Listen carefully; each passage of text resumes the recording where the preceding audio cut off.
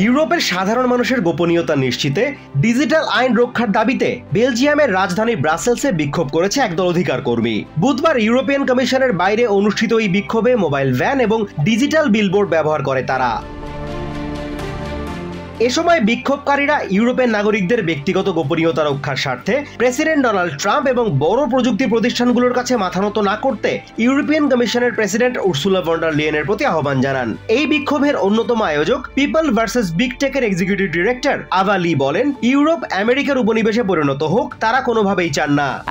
To stop Europe from becoming the US's newest colony and to continue to uphold the rules. বুধবারই Europe তাদের AI বা কৃত্রিম বুদ্ধিমত্তা এবং ব্যক্তিগত গোপনীয়তা বিষয়ক আইনগুলো সহজ করার প্রক্রিয়া শুরু করতে যাচ্ছে।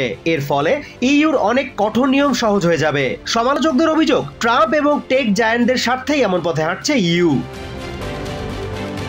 People versus big take, we move Europe এবং ইডিআরআই এই তিনটি সংগঠনের উদ্যোগে আয়োজিত এই কর্মসূচি কমিশনের নতুন ডিজিটাল অমনিবাস প্যাকেজ উন্মোচনের ঠিক আগ মুহূর্তে অনুষ্ঠিত হয়। এই প্যাকেজের লক্ষ্য প্রযুক্তি সংক্রান্ত আইনগুলোকে সহজ করা। সমালোচকদের মতে ইইউর ঐতিহাসিক তথ্য গোপনীয়তা আইন জিডিপিআর এ যেসব সংশোধনীর প্রস্তাব করা হয়েছে তা ইউরোপিয়ানদের ব্যক্তিগত এমনকি সংবেদনশীল তথ্য এআই প্রশিক্ষণের নামে কোম্পানিগুলোর কাছে আরো সহজে পৌঁছে দেবে। Special category data, the things that are really personal about you, like who you vote for, your sexuality, they're keeping all of that safe. তবে এসব প্রস্তাব এখনো চূড়ান্ত নয়। এগুলো বাস্তবায়নে ইইউ সদস্য রাষ্ট্র এবং ইউরোপিয়ান পার্লামেন্টের অনুমোদন প্রয়োজন।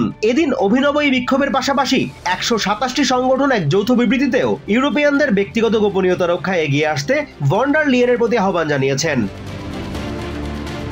গত এক দশকে ইউরোপিয়ান ইউনিয়ন জিডিপিআর থেকে শুরু করে এআই অ্যাক্ট পর্যন্ত বেশ কয়েকটি ডিজিটাল আইন প্রণয়ন করেছে, যা ব্যবসায়ী গোষ্ঠীগুলোর দাবি অনুযায়ী উদ্ভাবনের প্রতিবন্ধকতা সৃষ্টি করছে এবং ইউরোপিয়ান কোম্পানিগুলোকে প্রতিযোগিতার বাজারে পিছিয়ে দিচ্ছে।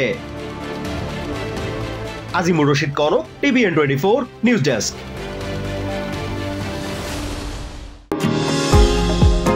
নিউ ইয়র্ক থেকে সম্প্রচারিত TVN24 টেলিভিশন বিশ্বজুড়ে বাঙালির কণ্ঠস্বর।